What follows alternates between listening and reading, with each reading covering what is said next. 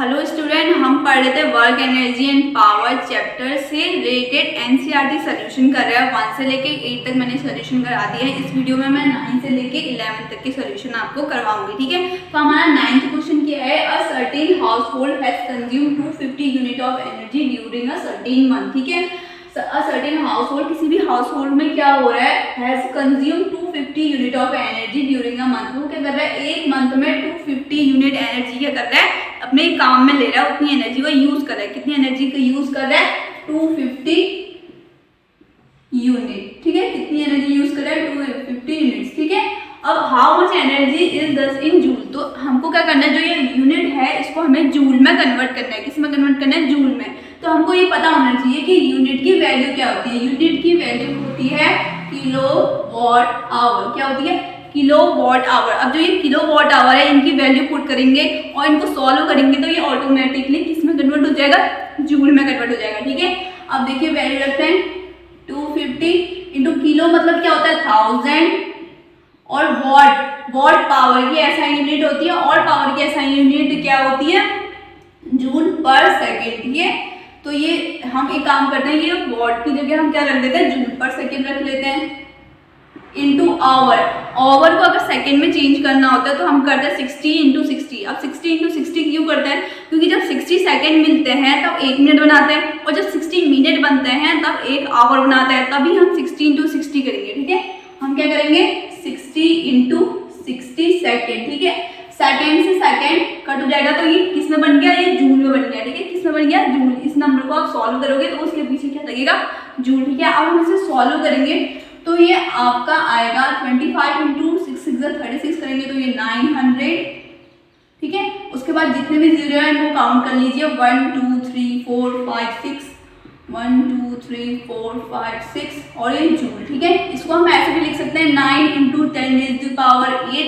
8 क्यों, क्योंकि कितने जीरो है यहाँ पे, 8 जीरो, इसलिए 10 की पावर 8, ठीक है। क्योंकि 1 के बाद 8 जीरो लगेंगे तो वो नंबर वही बन जाएगा, ठीक है।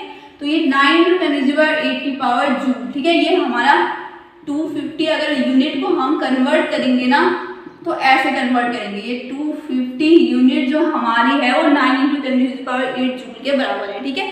अब हम नेक्स्ट क्वेश्चन देखते हैं। हमारा नेक्स्ट क्वेश्चन क्या है, an object of mass 40 kg is raise to a height of 5 metre above the ground, ठीक है। एक कोई भी ऑब्जेक्ट है 40 किलो का, 40 kg का, उसको हमने क्या कर रखा है कि किसी हाइट तक, ग्राउंड से किसी हाइट तक क्या बोलता है, होल्ड करके रखा है, और वो हाइट कितनी है, 5 मीटर है। तो ऑब्वियसली एक हाइट पे है तो उसके पास, एक हाइट पे रुकी है तो उसके पास कौन सी एनर्जी होगी, पोटेंशियल एनर्जी होगी, ठीक है। जब वो रुका हुआ है तो what is the potential energy, तो हमको वही पोटेंशियल एनर्जी निकालनी है, पहली चीज। और दूसरा क्या है, if the object is allowed to fall, अगर वो ऑब्जेक्ट हमने गिराया, ठीक है, वो गिर रहा है, तो find the kinetic energy, it is half way down, ठीक है। जब वो आधे में पहुंचेगा, अपने आधे रास्ते में पहुंचेगा तो उसकी काइनेटिक एनर्जी क्या होगी, ठीक है।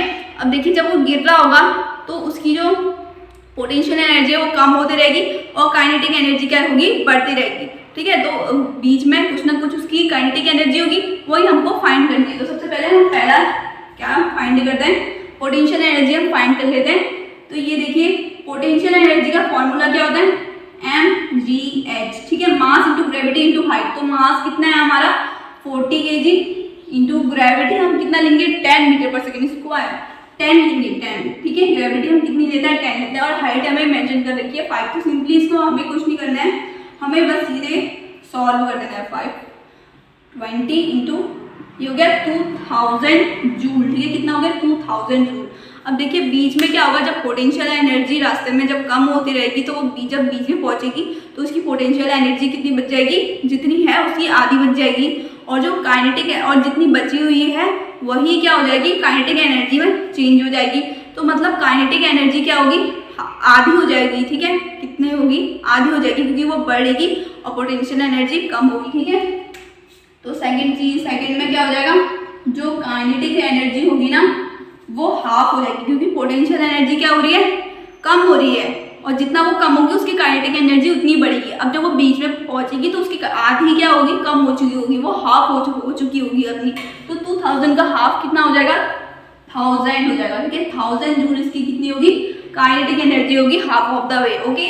अब देखते हैं अपना 11th क्वेश्चन। हमारा 11th क्वेश्चन क्या है, what is the work done by the force of the gravity on a satellite moving around the earth, justify your answer. ठीक है, अब ये बोल रहे कि जैसे हमारी अर्थ है, क्या है हमारी अर्थ, हमारी जो अर्थ है उस पे क्या होती है, सैटेलाइट चारों तरफ, ये ऐसे बना दिया, ये देख लीजिए, ये जो अर्थ है इस पे जो ये ऊपर समझ लीजिए सैटेलाइट है, हमारे अर्थ के चारों तरफ क्या करते रहती है, घूमते रहती है। क्या करती है, अर्थ के चारों तरफ। ये जो हमारी सपोज कर लीजिए ये सैटेलाइट है और ये हमारी क्या है, अर्थ है। ठीक है, और ये सैटेलाइट है।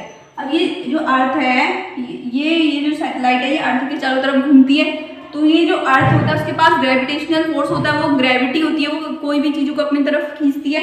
तो ये जो सैटेलाइट है उस पर भी ग्रेविटेशनल फोर्स लग रहा होगा। तो जो ग्रेविटेशनल फोर्स लग रहा है वो कितना वर्क डन कर रहा है, हमको वही निकालना है कि ये कितना काम कर रहा है। ठीक है, अब देखिए फोर्स ये ऐसे लगा रहा होगा अपनी तरफ को, ग्रेविटी अपनी तरफ को खींच रही है, फोर्स ऐसे लग रहा होगा, और ये मूव ऐसे कर रहा है, ऐसे ऐसे ऐसे ऐसे ऐसे, हर पॉइंट पे ये क्या कर रहा है, मूव ऐसे कर रहा है। अब ये बोलूँगा मूव तो गोल कर रहा है, पर इस पॉइंट में देखोगे तो ये ऐसे मूव कर रहा है, हर पॉइंट में वो सीधे जा रहा है, सीधे। ठीक है, हर पॉइंट में, अगर पॉइंट में देखोगे तो वो स्ट्रेट लाइन कवर करते रहेगा। देखिए जैसे ये है, ठीक है, ये इस पॉइंट पे ये ऐसे घूम रहा है, फिर इस पॉइंट में ये सीधा घूमेगा, फिर इस पॉइंट में फिर ये सीधा घूमेगा। ठीक है, ऐसे ये सीधा सीधा घूम रहा है। अगर किसी भी पॉइंट में चेक करेंगे तो ये सीधे जा रहा है। ठीक है, अब देखिए ग्रेविटी ऐसे अपनी तरफ खींच रही है और ये जा ऐसे रहा है। ठीक है, यहाँ पे थोड़ा टेढ़ा हो रहा है, ग्रेविटी अपनी तरफ खींच रही है और ये जा सीधे रहा है, इसकी ये ऐसी फिगर बननी है।